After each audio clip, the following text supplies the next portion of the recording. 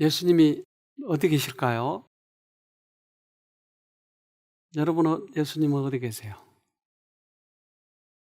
어디 계시니까? 예수님의 이 제자 따르는 사람 중에 요한과 안드레, 이제 그들이 침례 요한의 그 부르짖음을 듣고 그들이 그러면 요한이 얘기하는 이분은 과연 누구일까? 메시아일까? 아닐까? 이렇게 이제 궁금하게 생각했어요. 요한복음 1장 35절로 36절. 또 이튿날 요한이 자기 제자 중 두 사람과 함께 섰다가 예수의 다니심을 보고 말하되 보라 하나님의 어린 양이로다. 네, 하나님의 어린 양. 그렇다면 이분은 구약 시대에 그렇게 많이 얘기했던 어린 양, 메시아, 이분이 메시아일까? 그래서 두 사람은 여러 사람이 있는 데서 말했기 때문에 여러 사람이 있는 데서 얘기하기가 너무나 지금은 많기 때문에 부담스러운 거예요. 그래서 이 둘이 예수님을 따라가는 것이에요. 요한복음 1장 38절로 39절. 예수께서 돌이켜 그 쫓는 것을 보시고 물어 가라사대 무엇을 구하느냐? 가로되 랍비여 어디 계시오니까 하니 랍비는 번역하면 선생이라. 예수께서 가라사대 와 보라. 그러므로 저희가 가서 계신 데를 보고 그날 함께 거하니 때가 제 10시쯤 되었더라. 네. 어디 계시오니까 당신이 계신 데 가서 좀 더 이 얘기를 많이 하고 싶습니다. 그래서 예수님 계신 곳으로 쫓아가 가지고 이 두 제자는 예수님과 깊은 대화를 나누게 되는 것이에요. 살짝 지나가 버린 진리가 너무나 이게 나에게 큰 충격을 준 거예요. 그러면 예수님과 개인적으로 가서 만나야 그것을 실제적으로 내가 경험하게 되는 것이죠. 예수님은 그렇게 하기를 원하셨던 것이에요. 그래서 두 제자와 이 얘기를 많이 나누게 되는데 이제 이런 결과가 어떻게 일어나는지 궁금하지 않습니까? 그들은 오직 한 가지 목적만을 의식하고 있었다. 그들의 마음은 그분으로 가득 찼다. 그들은 랍비여 어디 계시오니까 라고 부르짖었다. 길가에서의 잠시 동안의 면담으로는 그들이 바라던 것을 받을 수 없었다. 그들은 예수와 따로 만나서 그의 발 아래 앉아 그의 말씀 듣기를 원하였다. 네. 우리에게 어떠한 진리가 우리의 코를 자극했다면, 그런 냄새가 났다면 이제 실제적으로 그 냄새를 찾아가야 되죠. 그래서 내게 어떤 말씀이 충격을 줬다면 적극적으로 따라가야 돼요. 그래서 그 말씀의 진의, 그 안에서의 예수님 만나서 우리는 이 깊은 진리를 더 많이 깨달아야 되겠죠. 근데 살짝 지나가 버리면 그걸로 만족하기 때문에 더 이상의 진리가 오지 않고 더 이상 성장이 되지 않고, 그래서 우리에게 하나님께서 주신 귀한 기회를 놓쳐버린 경우가 참 많아요. 우리는 예수님을 만날 때는 적극적으로 만나야 돼요. 근데 어떻게 안드레와 요한은 그 예수님을 적극적으로 만났을까요? 안드레와 요한은 사람이 많은 곳에서는 불가능한 좀 더 오랫동안의 개인적인 면담을 원하였다. 어떻게 예수님을 개인적인 면담을 할 수 있을까요? 우린 개인적으로 어떻게 만나야죠, 예수님을? 기도. 또요?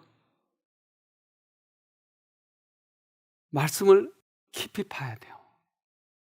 그런데 이거를 우리는 다른 사람을 통해서 들으려면 평생 우리는 피상적인 신앙을 하게 되는 거예요. 그런데 그 예수님을 만나기 위해서는 적극적으로 파야 돼요. 개인적으로 만나야 돼요. 개인적으로 만나지 않으면 아무런 의미가 없어요. 그래서 우리가 여기 오셔서 하나님의 사랑을 느꼈다. 그러면 개인적으로 이제 파기 시작해야 돼요. 교회 많은 사람들이 이 하나님을 만난 경험들이 있어요. 많은 사람들이 만나요. 만난 경험이 있어요. 그런데 그 다음에 개인적으로 파지 않으니까 피상적으로만 살아가는 거예요. 그래서 그 만난 그 기쁨만 가지고 요동하다가 끝나버린 것이죠. 또 어떤 사람은 이 진리를 만나면 기쁨이 있는데 이걸 개인적으로 파지 않으면 다른 것을 또한 더 듣기를 원하는 거야. 그래서 여기저기 찾아가다가 결국 그래서 끝나버리고 말아요. 우리 교인들 중에 그런 사람이 있어요. 지금도 이렇게 찾아가는 거예요. 계속. 만약에 이제 우리가 그 진리의 기별을 듣고 충격을 받았다면 그 말씀 속에서 깊이 파면 기가 막힌 하나님께서 은혜를 경험하게 될 거예요. 그래서 성경에 이 보화를 찾는, 땅을 사가지고 결국 그 깊이 있는 보화를 찾게 되잖아요. 이것을 성경에서는 자세히 다루고 있었다고요. 마태복음 13장 44절 천국은 마치 밭에 감추인 보화와 같으니 사람이 이를 발견한 후 숨겨두고 기뻐하여 돌아가서 자기의 소유를 다 팔아 그 밭을 샀느니라. 자기 소유는 얼마나 될까요? 자기 소유가 뭘까요? 자기 소유, 집 2채 있었나요? 이 사람이? 뭘 가지고 가서 샀죠? 이 땅은 보잘것없는 땅이었겠죠. 근데 그 땅 속에 묻어있는 보화는 자기 인생 전체를 주고도 아깝지 않는 것이죠. 이 사람의 소유를 다 주고 샀다고 하는 것은 자기 인생의 전체를 지금 다 바쳐버린 거예요. 시간, 노력, 돈, 모든 걸 다 바친 거죠.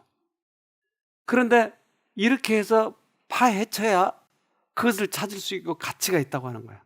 그리고 그렇게 파헤치지 않고서는 이 보화를 찾을 수가 없다고 하는 것이죠. 그 땅을 수없이 많은 사람들이 지나갔지만 그 땅을 지나간 사람들이 이 보화를 발견하지 못했어요. 그러나 그 사람은 땅 소유를 전체를 주고 샀기 때문에 이 사람은 그 보화를 발견한 거죠. 그러니까 우리가 개인적으로 이것을 딱 경험했다 그러면 파헤쳐야 돼요. 이 율법사는 대단한 사람들이에요. 그때 당시 율법사들. 성경을 거의 다 외웠을 뿐만 아니라 거의 다 해석을 했으니까요. 그래서 율법사와 미국 신학자가 얼마 전에 붙었어요. 그러니까 유대인의 율법사 랍비하고.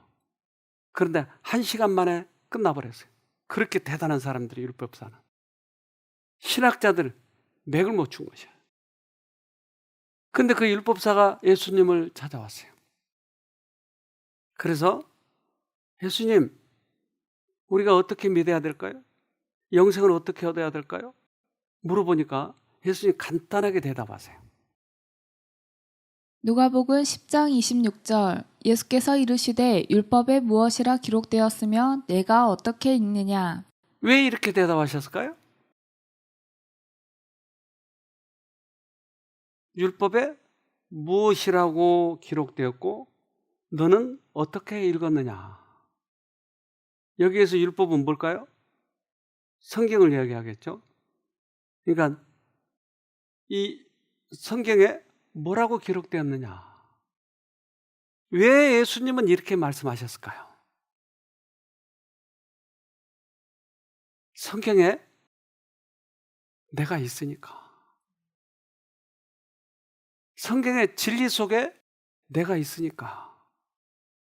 나를 만나려면, 영생을 얻으려면 성경을 봐. 그러니까 우리가 성경을 읽을 때 거기에 무엇이라고 기록되었고 나는 어떻게 읽느냐. 해석도 중요하겠네요. 그래서 예수님은 당신을 찾아온 사람들에게 성경으로 인도했어요. 그래서 그 성경에서 해답을 찾도록 했어요. 그러니까 우리가 성경을 읽고 파헤치고 거기서 해답을 얻는다고 하는 것은 아주 우리들에게 최선의 방법이고 또한 우리들의 지력이 넓어지는 것이고 거기에서만 해답을 얻을 수 있기 때문에 예수님은 성경으로 인도해서 거기서 만나시려고 했던 것이었어요. 그래서 사람의 말은 그렇게 중요하지 않아요. 저는 처절하게 이것을 느끼게 됐어요. 여기 제가 30 몇 년 전에 들어왔을 때 여기가 오리가 참 많았던 지역이었어요. 그래서 별의별 오리들이 여기 다 있었어요. 그래서 우리 단체, 이 단체, 저 단체 왜 그렇게 여기가 많았는지 몰라요. 그래서 교회에서도 그런 단체에 의해서 많이 나가버린 사람이 많아가지고 여기 오니까 처음에 이 교회가 한 3, 40명, 4, 50명 됐더라고요. 이렇게 작은 교회였어요. 그런데 그게 한번 지나가 버리니까 10명도 안 남은 거예요. 그래서 그때 뼈저리게 이것을 많이 느꼈어요. 아, 오류라고 하는 게 이렇게 돼버리는구나. 그래서 그때부터 어떻게 하면 이런 것에 휩쓸리지 않지? 여기 한 4군데 단체들이 여기 들어와서 여기저기 있었어요. 그러니까 서로 나를 끌어가기 위해서 그렇게 애를 썼다고요. 그러니까 거기 갔다 오면 야, 내가 빨리 들어가야 되는 거 아닌가? 안 그러면 그가 내가 영생을 놓치는 거 아닌가? 이런 생각. 또 저쪽에서는 또 그렇게 이야기하고. 다 일리는 있지만 진리는 아니었어요. 그때 철저하게 진리만을 찾아야 되겠다고 하는 생각이 들었어요. 그래서 다른 것을 그다음부터 개의치 않으라. 아무리 그것이 현혹되게 무엇을 보여준다 할지라도 진리만 찾아가기로 결심을 했어요. 그런데 세월이 지나 보니까 그들이 그렇게 대단한 믿음을 가지고 있었다고 하는 그것들이 세월이 지나고 보니까 다 껍데기였어요. 아무것도 아니었어요. 내가 그때 몰랐기 때문에 현혹을 했던 것이지 진리는 그대로 있었어요. 그래서 그 진리를 찾다 보니까 진리가 사람을 바꿔주고 진리가 우리를 영생으로 이끄는 것이죠. 우리 이 새로남 쉼터는 태생이 달라요. 많은 요양원이 있는데 여러 가지 방법을 지금도 해요. 근데 새로남 쉼터교회는 태생이 진리로부터만 나왔어요. 다른 거와 달라요. 그래서 그 진리가 사람들을 자유케 하고 진리가 병을 낫게 한 것이지 어떤 방법으로 한 것이 아니었어요. 그래서 철저하게 저는 그것을 지금도 신뢰하고 있어요. 진리가 사람을 자유케 하는 거예요. 죄로부터 거듭나게 하는 것이. 병으로부터도 자유를 주신 거예요. 그러니까 근본 태생 자체가 달라요. 그동안 수없이 무슨 방법 사용하다가 된 것이 아니에요. 진리로부터 온 거예요. 그래서 여러분 자긍심을 가져야 돼요. 진리에 대한 자긍심. 다른 수없이 방법을 가지고 지금도 뭐 이렇게 하려고 하는 것은 그건 오래에 빠질 가능성도 많고. 그래서 예수님이 하시면 얼마든지 할 수 있는데 왜 이것저것 지금도 찾으려고 하느냐는 거죠. 그래서 어떤 문제에 이렇게 접하게 되면 금방 우리는 방법을 가지고 오는 거예요.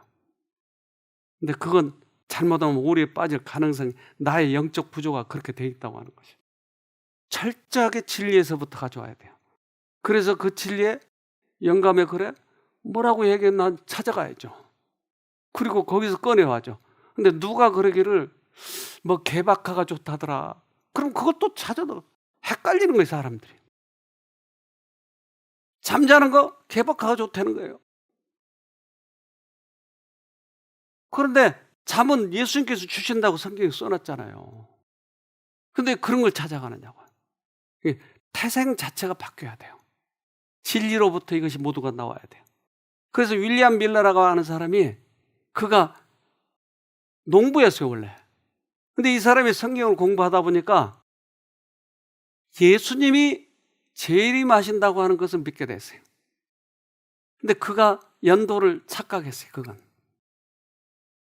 그래서 예수님이 지성소로 가신다는 것을 잘못 알고 그는 이 세상에 재림한 걸로 착각을 했어요.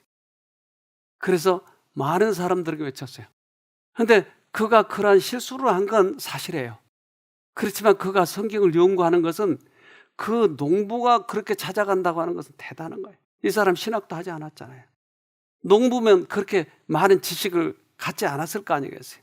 손은 많이 일을 하느라고 손은 무디고 눈도 흐리고 그랬을지 모르지만 그는 성경을 연구했어요. 그가 무엇을 성경에서 어떻게 성경을 읽는 법을 배웠느냐면 여러 가지 표상, 은유, 비유, 직유 등은 모두 그 전후의 성경 구절들이 그것들을 설명해주고 있다는 것과 거기 나타난 용어들은 다른 성경 구절로 정의를 내릴 수 있다는 것을 알았다. 그리고 그가 그와 같은 방법으로 해석할 때 문자 그대로 이해할 수 있었다. 그래서 성경의 표상, 은유, 비유, 직유 또한 관주, 성경과 성경을 연결하는 그런 관주, 이런 것들을 연구해서 성경에서 직접 얻을 수 있었다라고 하는 것이에요. 그래서 밀러는 이걸 가지고 연구해서 그가 그렇게 대단한 진리를 파헤쳤어요. 그러니까 성경은 성경이 해석하는 것이에요. 우리가 기도하고 마음 먹고 성경을 연구하면 주님께서 그 성경을 밝혀주시는 것이에요. 그래서 예수님은 이렇게 말씀하셔요. 요한복음 5장 39절 너희가 성경에서 영생을 얻는 줄 생각하고 성경을 상고하거니와 이 성경이 곧 내게 대하여 증거하는 것이로다. 성경을 상고해라. 상고가 뭐죠? 깊이 파는 거예요. 상고해라. 그 성경이 나를 증거하는 거야. 그러니까 우리가 예수님을 만난다고 하는 것은 어떻게 만난다고요? 성경을 연구해야 돼요. 우리 선배들이 그렇게 했어요. 그래서 이 아까 그 요한과 안드레도 예수님을 찾아올 때 겉에서 살짝 듣는 말을 가지고 만족하지 못하니까 아주 예수님 처소에까지 따라갔잖아요. 따라가서 얘기를 나누다 보니까 그분이 메시아라고 하는 것을 확신을 갖게 된 것이었어요. 이제 그럴 때 우리들의 눈이 이제 뜨여지기 시작한 거예요. 아침에 동이 트면 사물들이 이제 조금씩 보이듯이 이 요한과 안드레는 눈이 뜨여지기 시작한 거야. 이렇게 기가 막힌 진리가. 아니 그동안 우리가 오랫동안 구약만 보고 살았는데 그러면 이 구약에서 나타난 메시아가 그러면 이분이란 말인가? 점점 눈이 뜨여지기 시작하는 거예요. 우리가 성경을 볼 때 그러더라고요. 성경을 한 번만에 우리를 탁 이해시켜줘 버리지 않아요. 성경을 보면 볼수록 조금씩 벌어지고 조금씩 그렇게 해서 환하게 보이는 경우가 종종 있죠. 그것은 성령께서만 그 일을 하시니까. 여기서 여러분들이 말씀을 듣고 있지만 이것이 전부가 아니고 이것이 하나의 매개체의 역할을 해서 잠깐 나의 눈을 이렇게 보이게 만들어준 역할을 했다면 이제는 적극적으로 파고 들어가야 돼요. 개인적으로 하나님을 못 만나면 결국 못 만나는 거예요. 여기 끼웃 저기 끼웃 절대 하지 마세요. 이것이 우리의 병이에요. 병. 왜 우리는 얼마든지 팔 수 있는데 왜 끼웃끼웃 해야 되냐고요. 그리고 우리들의 영적 구조가 그런 것에 대해서 상당히 그 호기심을 갖게 누군가가 만들어요. 더 이상 깊이 들어가지 못하도록. 그래서 몇몇 분들이 그걸 헤매고 있는 걸 지금 보고 있는데 조금 이렇게 감동을 받은 거예요. 또 쉼터에 와서 감동을 받은 거예요. 그러면 이걸 깊이 들어가야 될 텐데 여기저기 지금 헤매고 다니는 사람들이 있어요. 이건 그의 영적 구조가 그렇게 돼 있다고 하는 걸 생각하고 사실은 회심하고 돌아가야 돼요. 거기에서 길이 없어요. 우리는 결국 예수님을 찾아가야 돼요.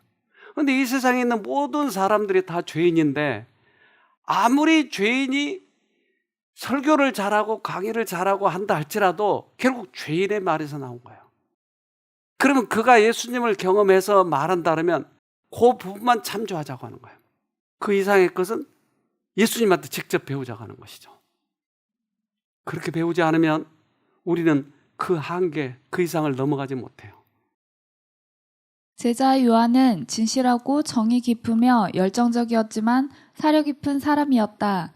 그는 그리스도의 영광을 식별하기 시작하였으며 그것은 그가 이제까지 사모하도록 가르침을 받아오던 세상의 부귀와 권세가 아니라 은혜와 진리가 충만한 아버지의 독생자의 영광이었다. 그는 놀라운 그 주제를 명상하는 일에 몰두하였다. 네.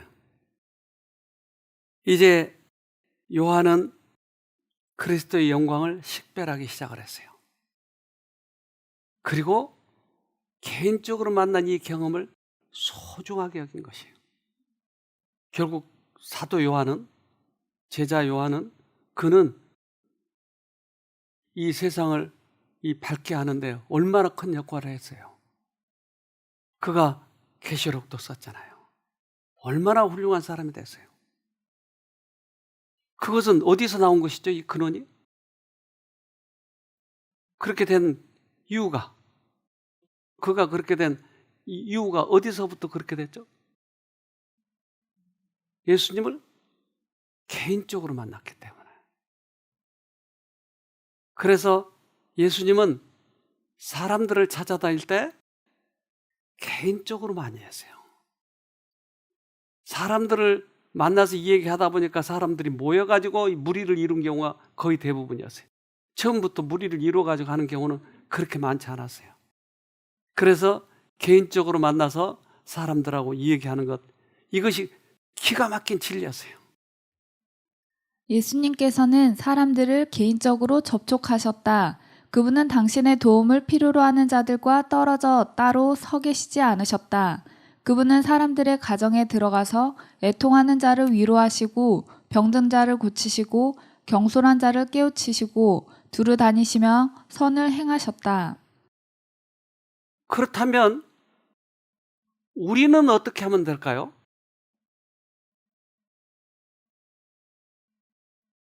예수님은 찾아다니면서 개인적으로 말씀하셨다고 그러잖아요. 그럼 우리도 개인적인 것이에요. 그래서 많은 사람 앞에서 설교하는 것은 굉장히 좋아하는데 개인적으로 상담하고 개인적으로 가서 감동을 주고 도와주고 하는 것은 별로 그렇게 재미가 없어야 하는 거예요. 방법은 개인적인 것이에요. 이게 예수님께서도 그렇게 하셨기 때문에 우리도 그 방법을 따라가야 되겠죠. 요한은 자기 제자 중 2명을 그리스도께로 인도하였다. 그러고 나서 그 중 하나인 안드레가 그의 형제를 찾아 그를 불러 구주께로 인도하였다. 빌립은 부름을 받자 나다나엘을 찾으러 나갔다. 나다나엘에게 개인적으로 가서 전도를 한 거예요. 그러니까 개인적으로 이 말씀을 연구하고 있는 나다나엘이었어요. 나다나엘은 무화과 나무 아래서 예수님을 만나기 위해서, 메시아를 만나기 위해서 그렇게 성경을 팠어요. 그러니까 성경을 파니까 그 하나님께서는 개인적으로 나다나엘을 도와주는 것이죠. 그래서 빌립이 와서 불러요. 내가 메시아를 만났다고. 요한복음 1장 45절 빌립이 나다나엘을 찾아 이르되 모세가 율법에 기록하였고 여러 선지자가 기록한 그 일을 우리가 만났으니 요셉의 아들 나사렛 예수니라. 네. 우리가 만났는데 그것이 구약에 이야기한 메시아야. 너도 와봐. 그래서 예수님과 나다나엘이 이렇게 만나게 되는 것이에요. 그런데 예수님이 자기를 보자 이렇게 이야기하시는 거예요. 요한복음 1장 47절 예수께서 나다나엘이 자기에게 오는 것을 보시고 그를 가리켜 가라사대 보라 이는 참 이스라엘 사람이라 그 속에 간사한 것이 없도다. 참 이스라엘은 뭐고 간사한 것이 없다는 말은 무슨 말일까요? 그가 혈통이 다른 외국인하고 안 섞였다는 얘기인가요? 참 이스라엘이다. 간사한 것이 없다. 이 말은 무슨 말일까요? 제가 아까 여기 처음 들어와서 그렇게 오리들이 많아서 정말 현혹될 뻔 많이 했어요.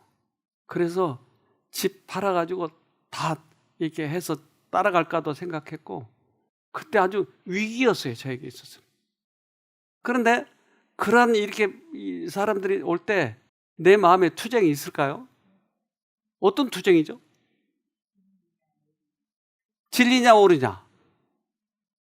또요.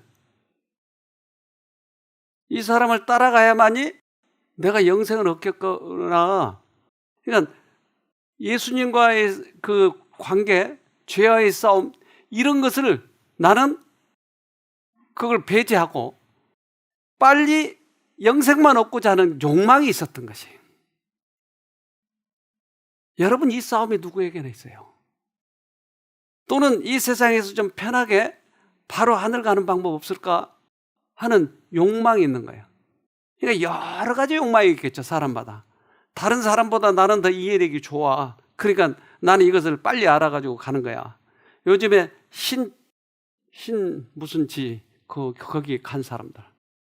대부분 그렇게 가는 거예요, 거기. 그래서 분명히 성경은 성경으로 이렇게 해석이 되는데 거기서는 약간 벗어나면 비유 가지고 다르게 만들어버려. 그러면 이게 끝에 가서는 누가 나오냐면 이 무슨 희가 나와버려요. 그 사람이 구세주라는 거예요. 처음에 조금 비껴갔는데 나중에는 쭉 가서 사람이 구세주가 되어버린 거예요. 이게. 욕망이에요, 자기 욕망. 자기가 하나님을 파고 그리고 생활에 적용해보고 진리가 맞는지 안 맞는지 계속 기도하면서 이렇게 가면 하나님께서 가르쳐 주셔요. 그러니까 이 영적인 이 싸움에서 타협하지 않고 이긴 사람을 간사하지 않는 사람이라고 얘기한 거. 그것을 참 이스라엘이라고 얘기했어요. 우리가 진리를 알기 위하여 주께 빛을 구할 때에 그는 은밀한 기도의 장소에 있는 우리를 보실 것이다. 광명한 세계에서 내려온 천사들은 겸손한 마음으로 신의 지도를 구하는 자들과 함께할 것이다. 네. 그래서 우리들이 진리를 팔 때, 예수님을 만날 때 우리가 정직해야 되는 거예요. 정직하지 않고서는 하나님을 못 만난다고 성경은 계속 얘기해요. 정직해야 돼요. 잠언 15장 8절 악인의 제사는 여호와께서 미워하셔도 정직한 자의 기도는 그가 기뻐하시느니라. 네. 우리들의 영혼의 투쟁에 있어서는, 죄와 싸움에 있어서는 정직이 필수예요. 근데 씩 뭐가 끌렸는데 아유 그냥 편하게 가자 이러면 넘어가는 거예요. 내가 하나님의 말씀을 개인적으로 연구하려면 노력이 필요하고 지력이 필요하고 하니까 귀찮으니까 그냥 다른 데 가서 얻어 듣자 이렇게 하면 넘어가는 것이에요. 그래서 매일매일 우리가 연구하고 또 우리가 같이 저도 연구하고 여러분도 연구하고 저도 기도하고 여러분도 기도하고 그러면 이런 자리가 얼마나 기쁠까요? 서로 같은 진리를 찾아가니까. 그래서 그런 부분에 대해서 우리가 이렇게 습득이 되고 우리의 영적 구조가 그렇게 바뀌어야 되는데 그게 안 되면 오리오에 빠져 사단이 훅 먹어버려요. 영혼의 싸움에는 모든 일에 정직한 것이 필수적이다. 그대가 자신의 성향을 누르고 이기려고 애쓸 때 성령께서 그대를 도우시사 모든 행동을 용의주도하게 하실 것이며 그대로 하여금 원수에게 진리를 헐뜯을 기회를 주지 않게 하실 것이다. 네. 영혼의 싸움에 있어서는 정직이 필수예요. 네. 조금 나의 성향에 가깝게 얘기하니까 쓱 넘어가 버린 거예요. 그래서 특별히 이 말세에 하나님께서 우리에게 말씀하시고 나를 만나자고 할 때 정직하게 만나야 돼요. 그때 우리는 우리 마음속에 큰 부분을 깨닫게 해줄 거예요. 나다나엘은 그러한 사람이었어요. 그래서 예수님께서 네가 간사한 것이 없다. 네가 참 이스라엘이다. 얼마나 우리들에게 그런 칭찬해 주면 얼마나 감사할까요? 이게 영혼의 싸움에 있어서는 이 정직이 필수적이에요. 어제도 어떤 분이 전화를 하셨어요. 그래서 이분이 이제 그 믿음과 추측이 다르다. 근데 이게 추측은 뭐고 믿음은 뭐냐 이런 것들을 물어보더라고요. 근데 이분이 물어보는 것이 어렴풋이는 이렇게 좀 이해는 될 것 같은데 이게 정확하게 이렇게 탁 꼽지를 못하는 거예요. 그걸 물어보는 거예요. 여러분, 추측과 믿음이 뭐죠? 예를 들면 예수님이 우리 죄 때문에 돌아가신 거 사실이에요? 그 믿음은 구원이에요?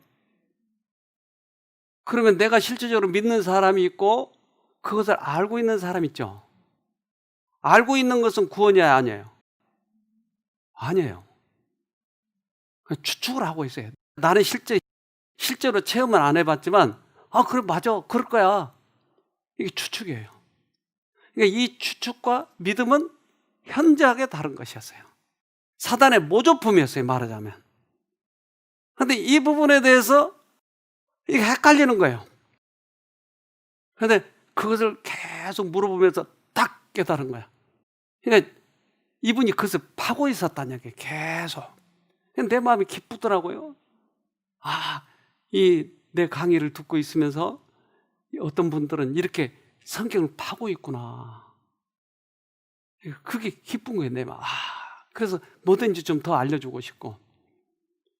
우리는 추측을 믿음으로 착각하는 거예요. 사단은 예수님이 이 땅에 오셔서 우리를 위해서 죽으셨다고 하는 것을 확실히 알아요. 그분이 죽은 걸 봤기 때문에. 사단은 옆에서 봤어요.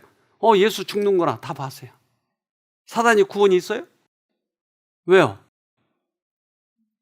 자기가 안 받아들였기 때문에.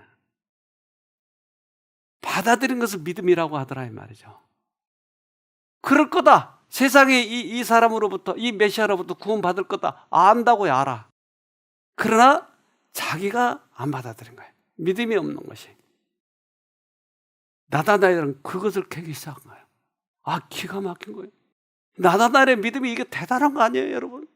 나다나엘에게 있어서는 유혹이 많았었어요. 요한복음 1장 48절 나다나엘이 가로되 어떻게 나를 아시나이까? 예수께서 대답하여 가라사대 빌립이 너를 부르기 전에 내가 무화과 나무 아래 있을 때에 보았노라. 그래서 우리가 예수님을 찾고 성경을 연구할 때 예수는 언제나 옆에서 도와주셨다고 하는 거예요.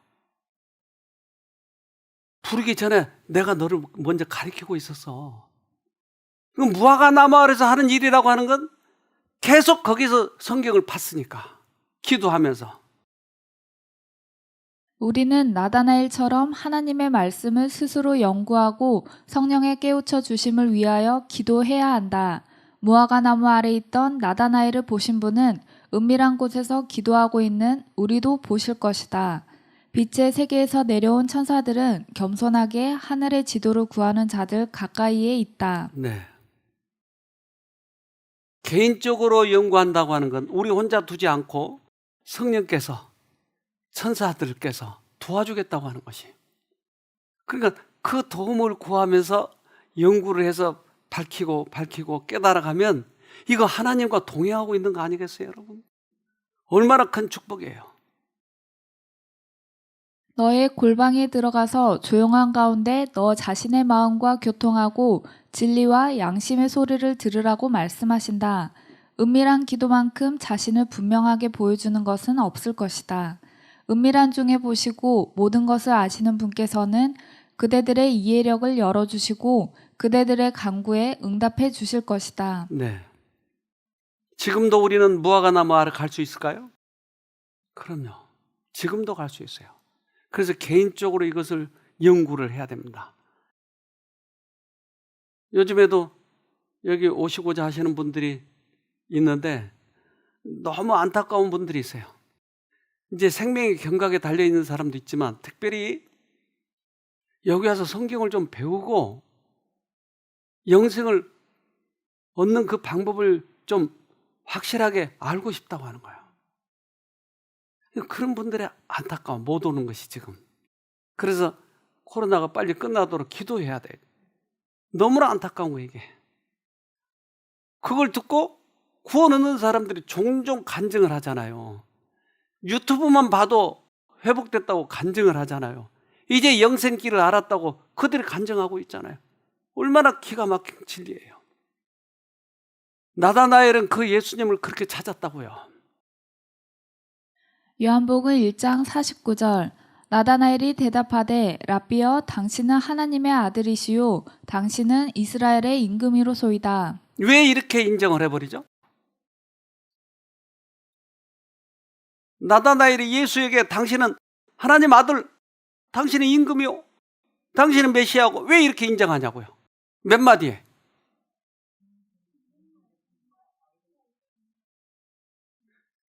무화과 나무 아래에서 가르쳐줬던 분은 성령밖에 없잖아요.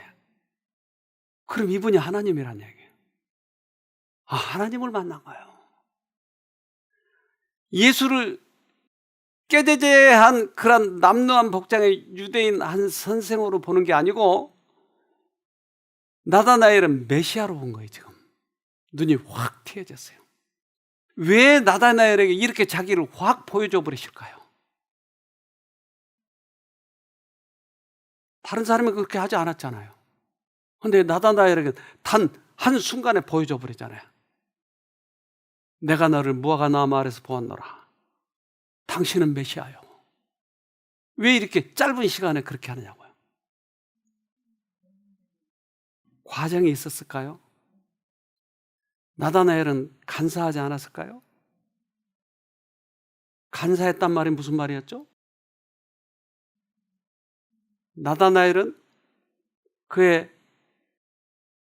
족보가 랍비를 할 수 있는 족보였어요.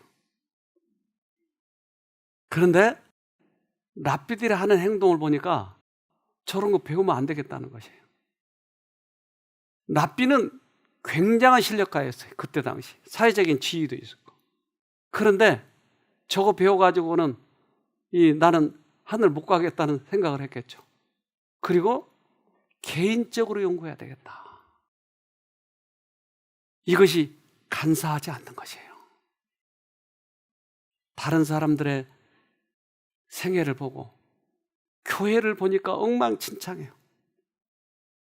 가르치는 것도 그래. 그럼 나도 거기 가서 배우면 똑같겠다. 그러면 교회를 그만두라는 얘기 가지고 성경을 연구해야 돼요. 교회에서 나오라고 하면 안 되고 그것은 잘못된 거예요. 왜 그러냐면 이 세상에 있는 교회는 다 문제가 있어요. 문제 없는 교회는 한 군데도 없어요. 그런데 진리만을 가지고 있는 그런 교회도 있다 이 말이에요. 근데 그 진리를 따라가라고 그랬지 거기에 다닌 사람들의 행동을 따라가는 건 아니거든요. 그래서 이 나다나엘은 랍비 학교 가는 것보다 직접 연구해야 되겠다는 것이었어요. 나다나엘이 랍비들의 지도를 신뢰했더라면 그는 결코 예수를 발견하지 못했을 것이다. 그가 제자가 된 것은 스스로 보고 판단함에 의해서였다. 오늘날 선입견을 가지고 선으로부터 물러서는 많은 사람들의 경우도 그러하다. 만일 그들이 와 보면 그 결과는 얼마나 달라질 것인가. 이게 정직한 건데 이게 참 이스라엘인이었군요. 우리가 성경을 연구할 때 바로 이 나다나엘 같은 마음이 필요하다고 하는 것이죠. 랍비라고 하는 자기가 랍비 되면 얼마나 편하게 이 세상을 살아가겠어요. 근데 랍비 학교를 안 다니고 무식자로 혼자 연구한다고 하는 것은 사람들이 볼 때 무식자이죠. 근데 그렇게 살아간다고 하는 게 얼마나 대단한 각오냐고요. 근데 오류에 타협하지 않았다고 하는 것이에요. 그게 나다나엘이 그렇게 대단한 진리를 발견했던 것이죠. 요한복음 1장 50절로 51절 예수께서 대답하여 가라사대 내가 너를 무화과 나무 아래서 보았다 하므로 믿느냐 이보다 더 큰 일을 보리라. 또 가라사대 진실로 진실로 너희에게 이르노니 하늘이 열리고 하나님의 사자들이 인자 위에 오르락 내리락 하는 것을 보리라 하시니라. 더 큰 일이라고 하는 건 뭐였죠? 더 큰 일을 보리라. 무화과 나무 아래서만 봤다고 지금까지 그랬는데 이제 더 큰 일을 볼 거야. 더 큰 일이 뭐죠? 하나님, 나라.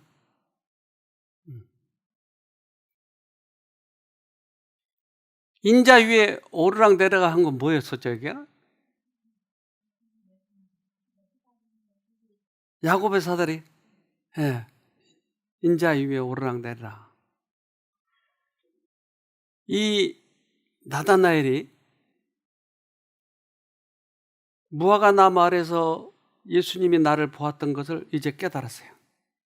그리고 성경이 열리기 시작했어요. 이제까지 소경이었던 그에게 이제 눈이 보이기 시작한 거야. 이게 무슨 눈이에요, 이게? 영적인 눈이 떠인 거예요. 이제까지는 내가 책상 밑에 있었어요. 근데 책상 위에 올라와 보니까 많은 것이 보인 거예요. 영안이 트인 거예요. 이제까지는 나를 현혹 하는 것들이 그 영적이 어두운 나를 얼마나 많이 가지고 놀았는지 몰라요. 그런데 이제 하늘의 사물들이 보기 시작하는 거예요. 어떨까요? 이제 네가 그것을 보리라고 하는 것이었어요. 하늘의 사물들을 본다니까요. 그러면 이 세상의 것들이 너무나 우중충한 것들이에요. 물론 여러 가지 기적들도 보겠지요. 그러나 가장 중요한 것은 영안이 트여져 없다는 것이에요. 예수께서는 당신의 사랑에 대한 새로운 계시를 나타내실 때마다 잘 받아들이는 심령에게 내가 믿느냐 이보다 더 큰 일을 보리라고 선언하신다. 얼마나 행복해요. 이제까지 안 보였기 때문에 그렇게 실수를 많이 했고 이리 갈까 저리 갈까 이제까지 그렇게 많은 그런 실수를 했었지만 이제는 영안이 트이니까 보이는 거예요. 얼마나 감동적일까요? 그래서 예수님은 개인적으로 이렇게 만나셔서 이 깊은 진리를 우리에게 보여주셨던 것이에요. 모든 가르침에 있어서 개인 지도는 매우 중요한 원리이다. 그리스도께서는 사람들을 가르치실 때에 개인적인 관심을 가지고 개인적으로 지도하셨다. 예수님께서는 12 제자를 훈련하실 때에도 개인적인 접촉과 교제를 통해서 가르치셨다. 그리스도께서는 오직 한 사람의 청중을 앞에 두고도 당신의 가장 귀한 교훈을 개인적으로 베푸시는 일이 아주 많았다.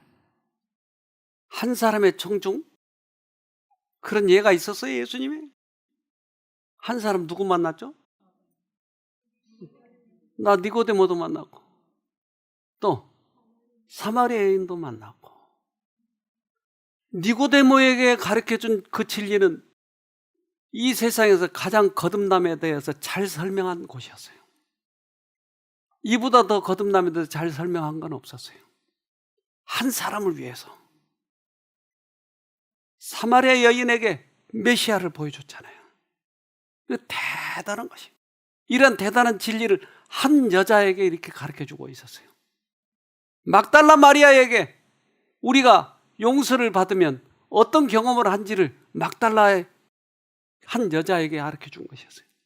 그러니까 한 사람 한 사람에게 가르쳐준 이 진리가 그렇게 중요하다고 하는 것이죠.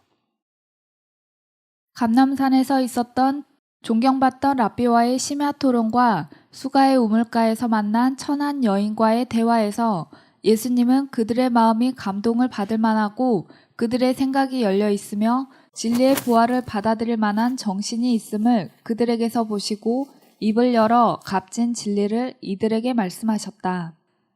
네. 그래서 이 값진 진리들을 그들에게 가르쳐 줬는데 우리에게도 그럴 수 있을까요? 이제 우리 어디로 가죠? 골방으로 가야 돼요. 골방으로. 하나님께서는 지금도 개인적으로 만나시기를 원해요. 우리도 다른 사람들에게 감동을 주기 위해서는 개인적으로 만나야 되는 것이에요. 예수님은 각 사람의 마음에 직접 대화하듯이 말씀하시고 각 사람의 진심에 호소하셨다. 예수님은 청중의 얼굴을 바라보시다가 말씀하신 그 진리가 그들의 심령에 감흥을 일으켜서 얼굴빛이 밝아지고 감동의 빛이 떠오름을 보시게 되면 공명하는 즐거움으로 깊은 감동을 받으시곤 하였다. 때때로 성경을 공부하다가 상대방이 깨닫고 얼굴이 불구스레하게 바뀌면 그것이 너무나 기쁘잖아요. 아, 저 사람이 깨달았구나. 예수님도 그러셨네요. 그들이 깨달으면 예수님이 감동을 받으신 거예요. 우리 이번에 김장할 때 새로운 방법으로 김장을 했어요. 과거에는 소금을 뿌렸는데 이번엔 소금 뿌려가지고 하지 않았어요. 어떻게 하는지 아세요? 네, 소금 물을 만들어가지고 소금 물에다가 넣어가지고 적절히 절구었어요. 저렇게 푸릇푸릇한 배추에다가 소금을 넣으니까 이렇게 푹 적셔져 버린 거예요. 절여져 버린 거예요. 왜 이렇게 절여져 버렸죠? 소금을 뿌리니까. 그러면 소금을 뿌리면 절여진가요? 맞아요? 그런데 간수가 빠져버리는 소금은 안 절여지겠죠. 그렇죠? 소금기가 빠져버린 건. 그럼 여러분은 지금 소금기가 있어요, 없어요?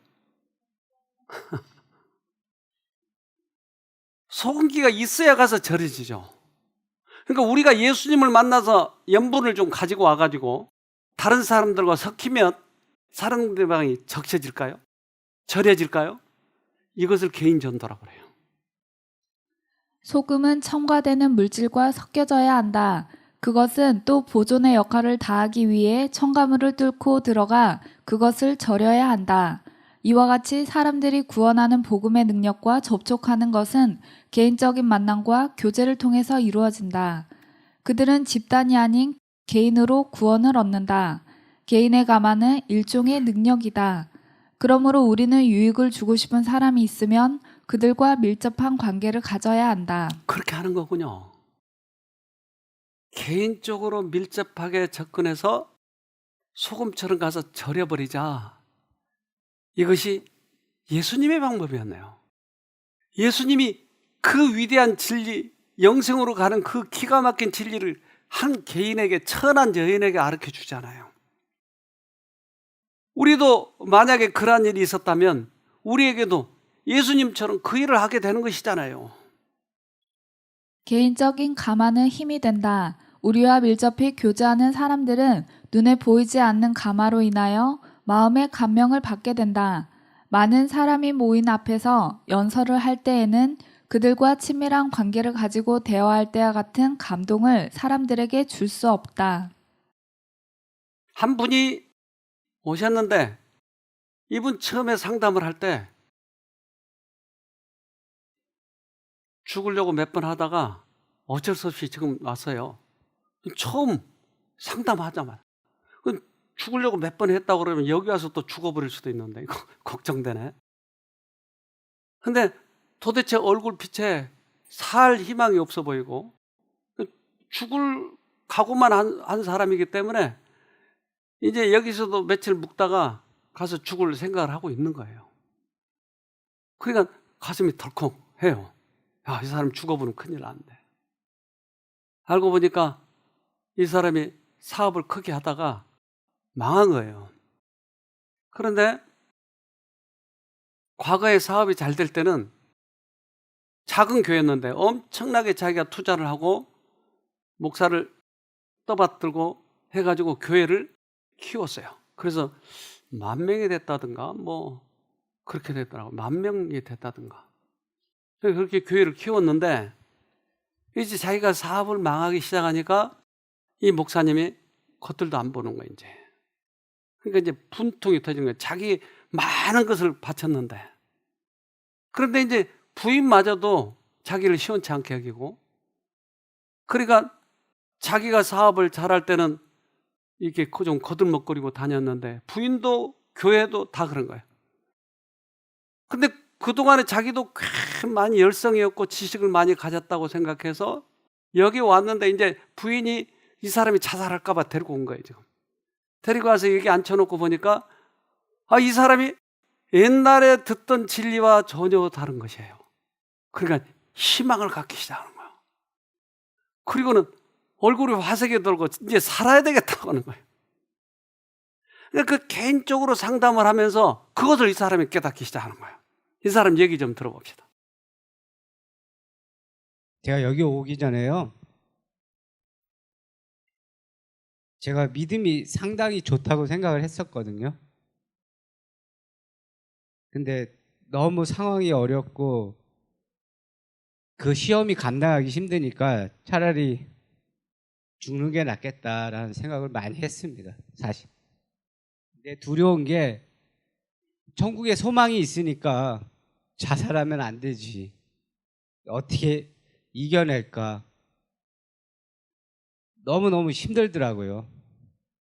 근데 어떻게 아침에 집사람이 여기 오자 그래서 그냥 그래 순종하는, 아마 다른 때 같았으면 안 갔을 텐데 그냥 가자.